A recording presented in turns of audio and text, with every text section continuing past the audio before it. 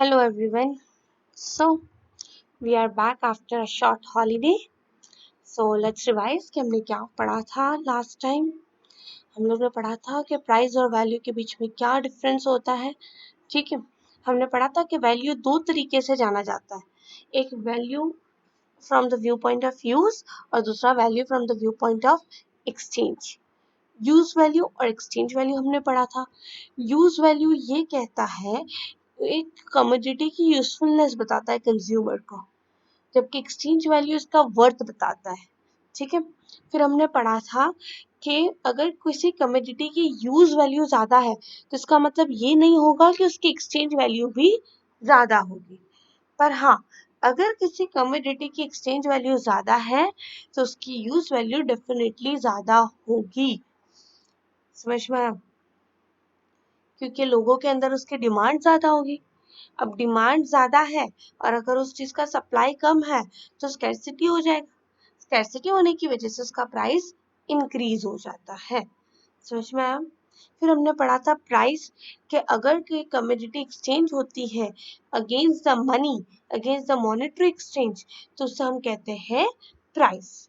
आज हम शुरू करेंगे गुड्स और सर्विसेज से.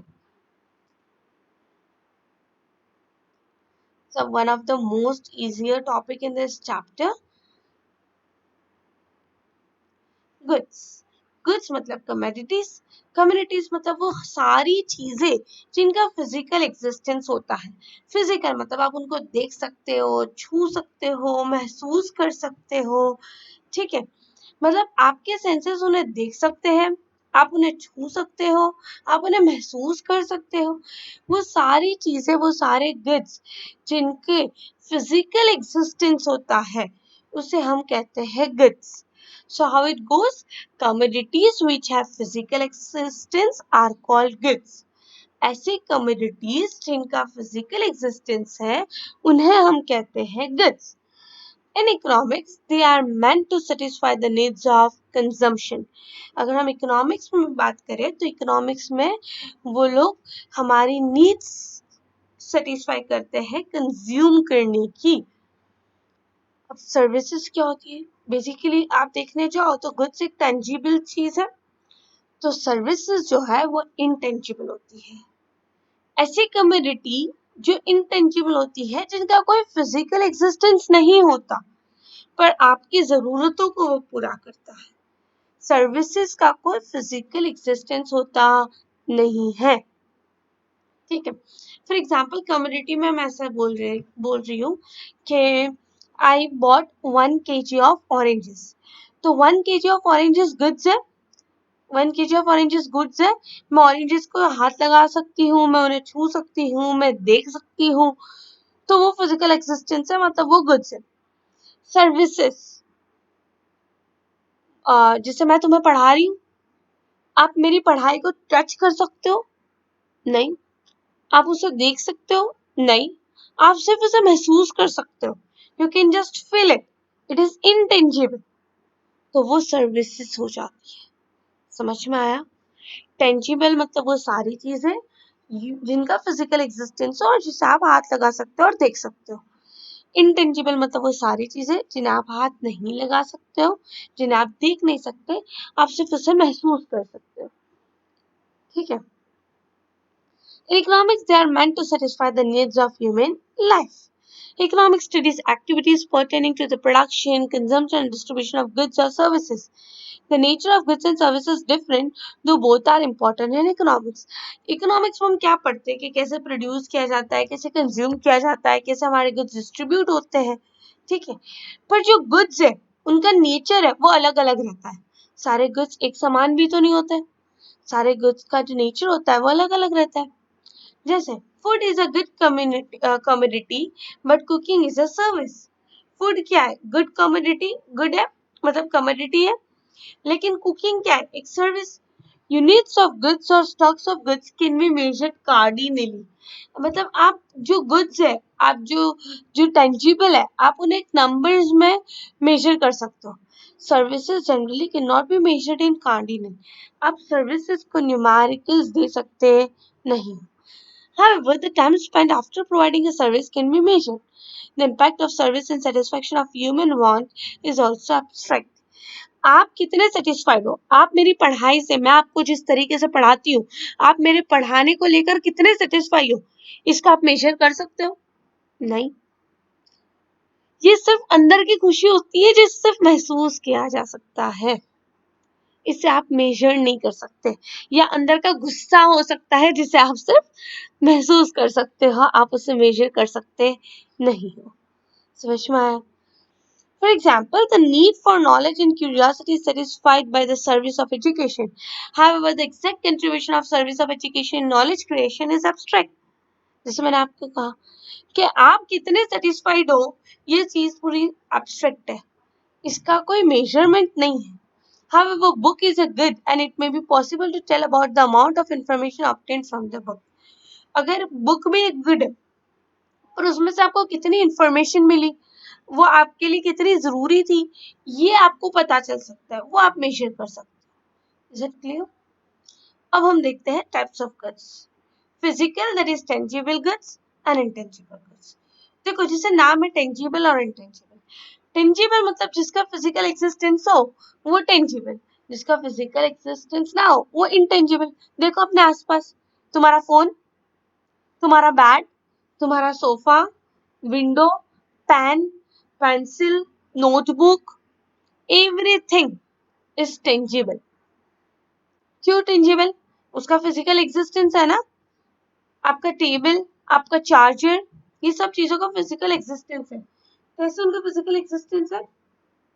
आप उन्हें देख सकते हो, आप उन्हें छू सकते हो, ठीक है। पर जैसे अभी जो सर्विस मैं आपको पढ़ाने की प्रोवाइड कर रही हूँ, आप उसको देख नहीं सकते हो, आप उसको छू नहीं सकते हो, आप सिर्फ उसे महसूस कर रहे हो, you are just gaining some knowledge. तो वो क्या हो गई? एक सर्विस हो गई, तो वो इंटेंजिबल है। I'll read it for you. Some goods have physical existence like wall, bat, television, refrigerator, stove, mobile phone, and so on. This can be measured, whereas some goods do not have physical existence, cannot be measured cardinally, and those are called services. For example, education, medical, consultancy, rendition of music, cooking, and so on. Non-economic goods and economic goods. आपको tangible और intangible समझ में आ गया। Tangible मतलब वो सारी चीजें जिसको आप हाथ लगा सकते हो, जिसे आप देख सकते हो, जिसका फिजिकल एग्जिस्टेंस हो। इंटेंजिबल कुछ मतलब वो सारी चीजें जिसे आप हाथ नहीं लगा सकते हो, जिसे आप देख नहीं सकते हो, जिनका कोई फिजिकल एग्जिस्टेंस नहीं है। अब आता है इकोनॉमिक गुड और नॉन इकोनॉमिक गुड।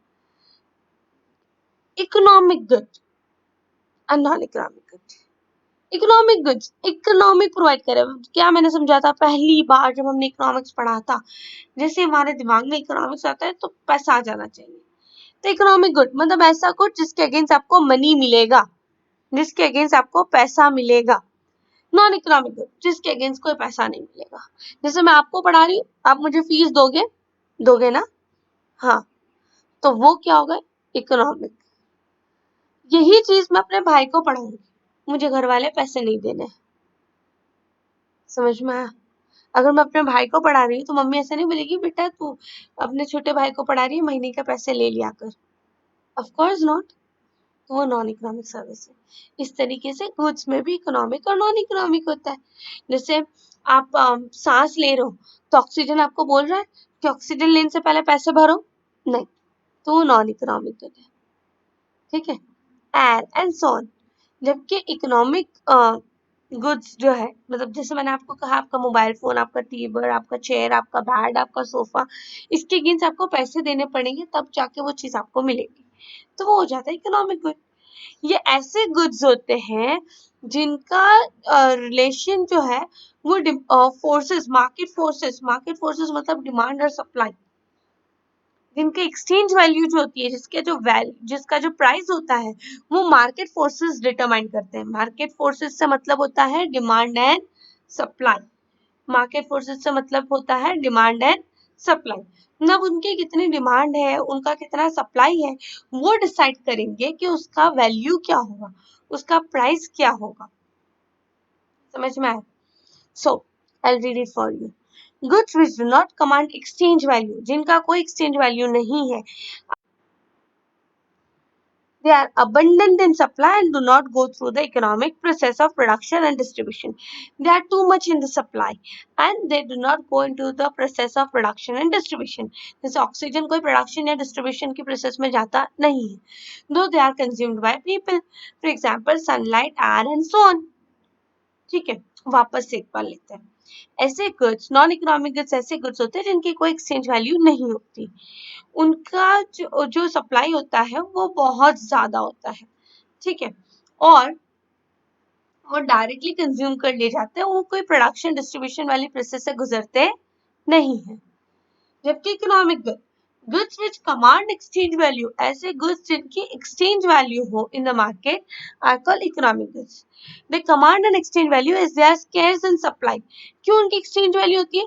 क्योंकि सप्लाई उनका स्केर्स होता है, स्केर्स मतलब कमी होती है, उनके सप्लाई में कमी होती है in relation to the demand, जितनी उनकी डिमांड होती है उतना उनका सप्लाई होता नहीं है, okay, and the supply can be held under control.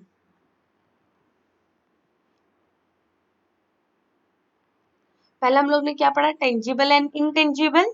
सबसे पहले गुड्स का फिजिकल एग्जिस्टेंस देखेंगे, तो टेंजिबल एंड इंटेंजिबल। अब वो फिजिकल या नॉन फिजिकल है, मतलब इफ या तो टेंजिबल है या तो इंटेंजिबल है, पर क्या वो इकोनॉमिक है या नॉन इकोनॉमिक है वो देखेंगे। फिर durable goods and perishable goods. कैसा नाम है इसका? देखो, durable and perishable. Durable goods मतलब ऐसे गुड्स जो लंबे समय तक आप इस्तेमाल कर सकते हो और बार बार इस्तेमाल कर सकते हो। आई रिपीट अगेन, जो आप लंबे समय तक इस्तेमाल कर सकते हो और बार बार इस्तेमाल कर सकते हो वो होते हैं durable goods. Whereas non durable goods वो गुड्स होते हैं, मतलब पैरिशेबल गुड्स वो गुड्स होते हैं जो आप रिपीटेडली इस्तेमाल नहीं कर सकते, एक बार इस्तेमाल किया फिर वो खत्म हो जाएगा, ठीक है। लेट्स टेक एग्जांपल, जैसे टेलीविजन और फ्रिज लंबे समय तक चलता है, लॉन्ग टाइम, ठीक है। आपके मोबाइल फोन लॉन्ग टाइम, लेकिन आपका दूध आप ऐसा सोचो महीने से ले लेते हैं, नेक्स्ट मंथ इस्तेमाल करेंगे, पॉसिबल है? नहीं। फ्रूट्स आप खरीद लो, आप सोचो कि इस मंथ ले लेते हैं, नेक्स्ट मंथ खाएंगे, पॉसिबल है? नहीं। क्यों? क्योंकि उनका नेचर पैरिशेबल है, वो पैरिश हो जाएंगे, वो खत्म हो जाएंगे। समझ में आया? तो ड्यूरेबल गुड्स वो गुड्स होते हैं जो लंबे समय तक चलेंगे और रिपीटेडली इस्तेमाल होंगे, जबकि पैरिशेबल गुड्स वो गुड्स होते हैं जो नेचर में लॉन्ग टर्म में नहीं चलेंगे। समझ में आया? I'll read it for you. Goods which come to the market can be durable or perishable. Durable goods can be used for a long period of time. Underline, long period of time. Durable goods ऐसे goods होते हैं जो लंबे समय तक चलते हैं. And for example, shoes, clothes, television and refrigerator and so on. Perishable goods cannot last for the long time. Yes, students, perishable goods cannot last for the longer period of time because they are perishable in the nature. They get perished in the nature. They cannot be used. The use cannot be repeated. समझ में आया? And they cannot last for a longer period of time.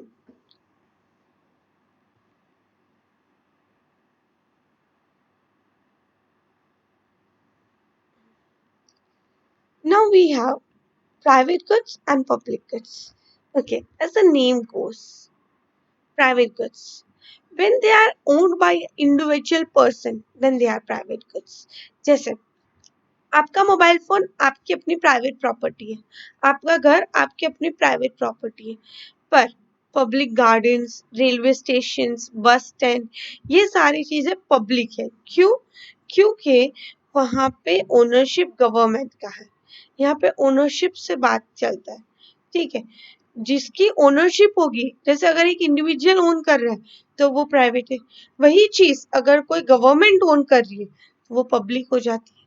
समझ में आया? तो देखो इसमें क्या फर्क होता है कि जैसे आपका मोबाइल फोन है, आप अकेले यूज कर रहे हो तो वो हो जाता है private good, it is owned by one individual, कोई भी एक इंडिविजुअल से ओन करता है, वो होता है प्राइवेट गुड। जबकि पब्लिक गुड में बहुत सारे इंडिविजुअल्स उसी चीज को इस्तेमाल करते हैं। जैसे पब्लिक टेलीफोन बूथ, तो वहां पे किसी एक का ओनरशिप नहीं है, कोई भी इस्तेमाल कर सकता है, ठीक है। तो goods are classified as private goods and public goods based on their ownership and nature of use. Private goods are goods, एक तो ओनरशिप के भाई किसकी ओनरशिप है, और दूसरा उनका नेचर ऑफ यूज कि क्या एक इंसान इस्तेमाल कर रहा है या एक से ज्यादा इस्तेमाल कर रहा है। आई रिपीट, प्राइवेट गुड और पब्लिक गुड कैसे क्लासिफाई होते हैं, तो वो लोग ownership and nature of use में दो तरीके से क्लासिफाई होते हैं, पहला ओनरशिप और दूसरा nature of use.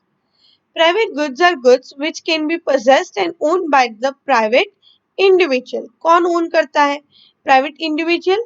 She or he takes all the decision regarding these goods. सारे डिसीजन वो गुड्स के रिगार्डिंग ले सकते हैं क्योंकि उनका अपना फोन है। जैसे तुम्हारा अपना मोबाइल फोन है, अब उसको तोड़ो मरोड़ो, आप उसको अच्छे से संभाल के रखो, आप उसको फेंक दो, अपनी मर्जी, तुम्हारी मर्जी। These goods possess the characteristics of excludability and competitiveness. Excludability means one's good is owned and being used by one individual. Another individual cannot possess and use it at the same time.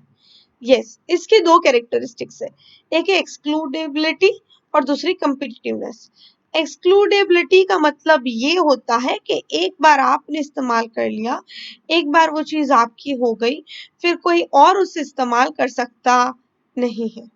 For example, a packet of biscuit purchased by one child in the market, which has competition, students, and individuals have to compete for the ownership of this goods. मतलब सबको उस good की ownership के लिए competition करना पड़ेगा। एक है एक्सक्लूडेबिलिटी। एक्सक्लूडेबिलिटी मतलब क्या, एक बार आपने इस्तेमाल कर लिया, फिर कोई और उसे इस्तेमाल नहीं करता। और सेकेंड पॉइंट कहता है कंपिटिटिवनेस। इसका मतलब कि उसको खरीदने के लिए या उसकी ओनरशिप ओन करने के लिए सबको compete करना पड़ता है।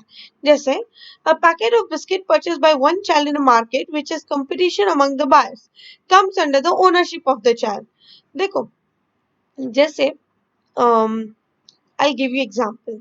हमारे घर के पास एक छोटी सी दुकान है जहाँ पे इवनिंग में आंटी रोज अलग अलग चीजें बनाकर लेकर आते हैं खाने की। कभी आलू बना के ले आए, या कभी चना चटपटी, या तो फिर कभी ऐसा समझो कि वो आलू पूरी, पानी पूरी और ऐसी सारी चीजें लेकर आते हैं।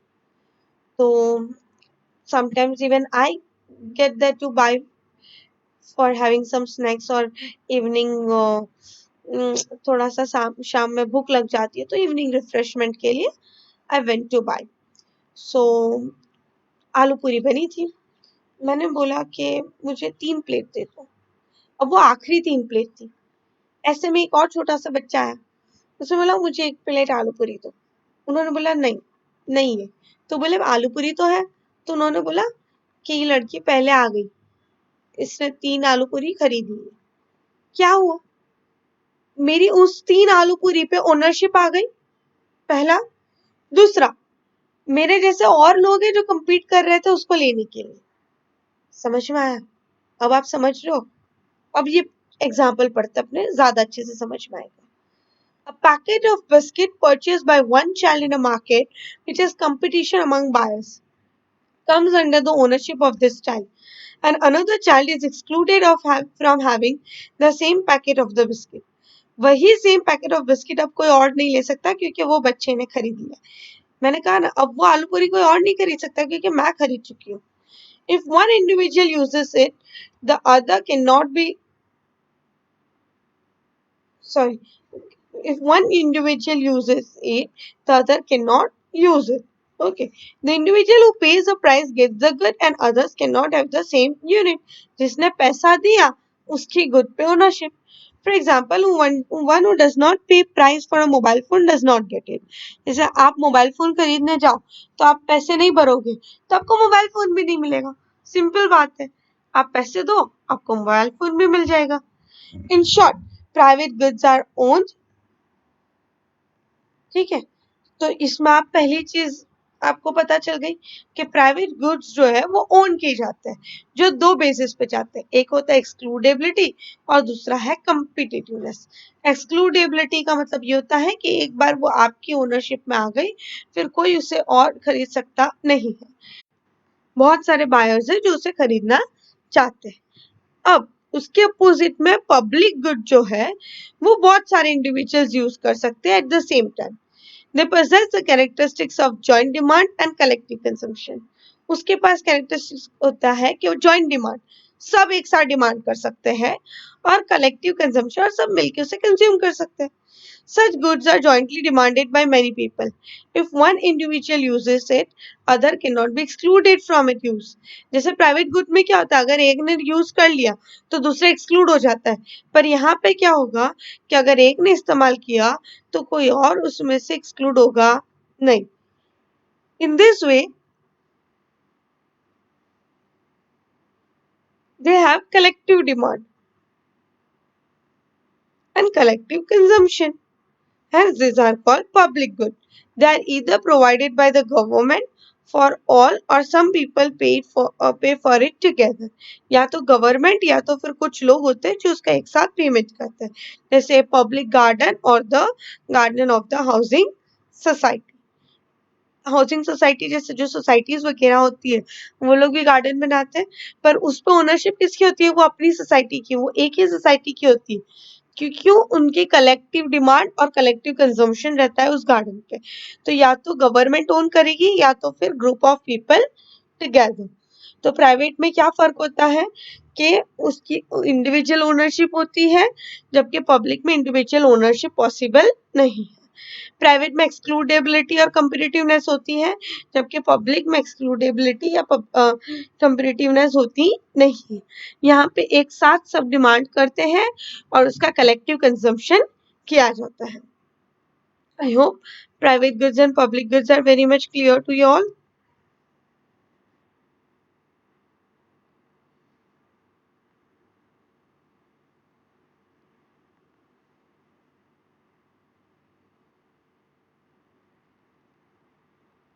Then we have consumer goods and producer goods.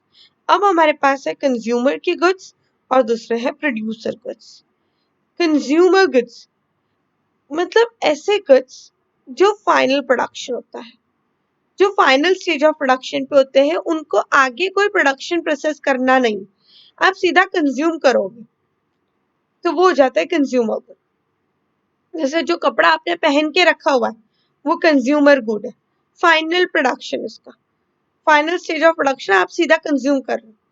पर प्रोड्यूसर गुड एक ऐसा गुड होता है जिसमें अभी कहीं ना कहीं प्रोडक्शन बाकी है, वो have not cross the boundary of production, जिसमें प्रोडक्शन अब और होने वाला है, वो होता है प्रोड्यूसर गुड। ठीक है, जिसके अंदर अभी और प्रोडक्शन जो फिनिश गुड नहीं है। समझ में आया? जैसे कॉटन का कपड़ा, वो कॉटन का कपड़ा जो है उसको शर्ट बनाना है या उसको ड्रेस बनानी है वो अभी बाकी है, या तो फिर थ्रेड्स जिसे पूरा कॉटन बनाना बाकी है, तो वो हो जाता है प्रोड्यूसर गुड। मतलब ऐसा गुड जो फाइनल स्टेज ऑफ प्रोडक्शन पे नहीं है। जबकि कंज्यूमर गुड्स जो है वो फाइनल स्टेज ऑफ प्रोडक्शन पे पहुंच चुके हैं और अब कंजम्पशन करने के लिए पूरी पूरी तरीके से तैयार है। समझ में आया? मतलब जो आप फाइनली कंज्यूम कर सकते हो वो है कंज्यूमर गुड, और प्रोड्यूसर गुड्स में अभी और प्रोडक्शन की जरूरत है, वो उसमें और चीजें, मतलब वो और बनेगा भी। ठीक है, वो फाइनल प्रोडक्शन पे रीच हुआ नहीं है। I'll read it for you. Goods can satisfy human wants directly or indirectly. When a consumer good and this good is capable of satisfying a particular want directly, then it is called consumer good. जो directly आप consume कर लेते हो। This goods are pass the final stage of production. मैंने आपसे कह चुकी हूँ ये चीज कि वो final stage of production pass out कर चुके हैं। For example cooked food the satisfy the human wants directly, और क्योंकि कुक फूड होता है तो वो ह्यूमन वांट्स जो है वो डायरेक्टली सेटिस्फाई कर सकते हैं। अब आता है producer good. When a good is used eight an intermediate stage of production of final good, मतलब इंटरमीडिएट स्टेज पे, अभी भी उसके अंदर प्रोडक्शन बाकी है। When it is purchased by a producer to produce a final good, when it is not directly consumed by the consumer, जो consumer directly consume नहीं कर सकता। इनफैक्ट जो प्रोड्यूसर है जब वो खरीदता है तो उसके अंदर भी और प्रोडक्शन होना बाकी है। But this good helps in the production of final good.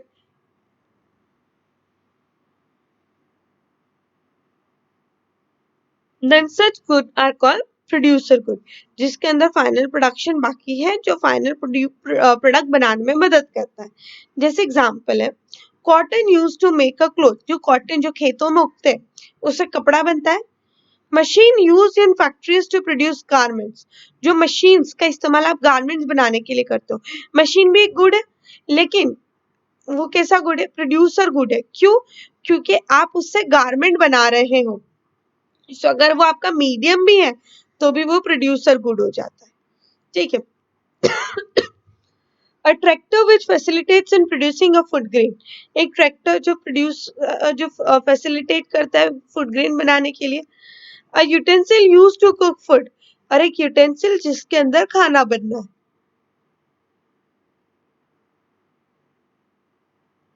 तो प्रोड्यूसर गुड्स वो गुड्स होते हैं जिनका प्रोडक्शन अभी बाकी है। पहला ये एक पॉइंट वन हुआ कि जिनका अभी प्रोडक्शन बाकी है, और पॉइंट टू जो प्रोड्यूसर को प्रोड्यूस करने में मदद करते हैं, गुड प्रोड्यूस करने में मदद करते हैं, वो भी प्रोड्यूसर गुड होते हैं। समझ में आया? मतलब जो प्रोड्यूसर को प्रोडक्शन करने में मदद करते हैं उसे हम प्रोड्यूस गुड कहते हैं। समझ में आया? प्रोड्यूसर गुड दो तरीके के होते हैं, एक तो वो गुड जो प्रोड्यूसर खुद इस्तेमाल कर रहा है। ठीक है।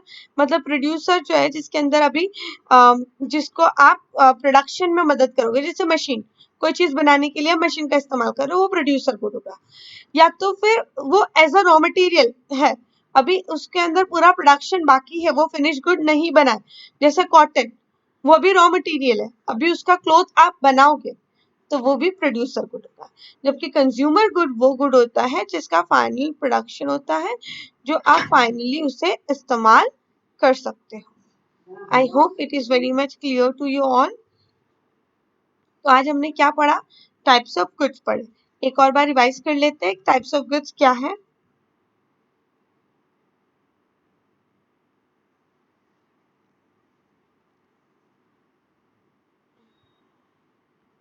पहले तो हमने देखा गुड्स और सर्विसेज। तो गुड्स वो होती है जो टेंजिबल होते हैं, जिनका फिजिकल एक्सिस्टेंस होता है, जबकि सर्विसेज जो होती है वो इनटेंजिबल होती है और उनका कोई फिजिकल एक्सिस्टेंस होता नहीं। एग्जाम्पल तुम्हारे बाजू में जो बाग पड़ा है वो कंज्यूमर सॉरी वो हो जाता है गुड। ठीक है। फिर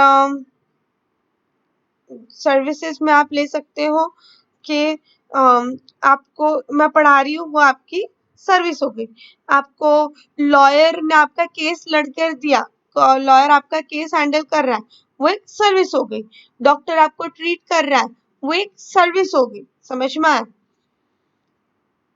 जैसे जब डॉक्टर आपको ट्रीट करता है तो फीलिंग गुड, और आपको अच्छा लग रहा है, आपको अच्छा नहीं लग रहा, तो वो आप महसूस कर सकते हो। समझ में आया? तो वो एक सर्विस हो जाती है। फिर आते हैं टाइप्स ऑफ गुड्स, जिसमें बताया है कि फिजिकल गुड्स मतलब टेंजिबल गुड्स होते हैं और इनटेंजिबल गुड्स होते हैं। जो टेंजिबल गुड्स होते हैं उनके फिजिकल एग्जिस्टेंस होते हैं, इनटेंजिबल गुड्स का फिजिकल एग्जिस्टेंस नहीं होता। टेंजिबल गुड्स को आप नंबर्स में मेजर कर सकते हो, जबकि इनटेंजिबल गुड्स का आप नंबर्स में मेजर कर सकते नहीं। फिर आते हैं इकोनॉमिक गुड और नॉन इकोनॉमिक गुड।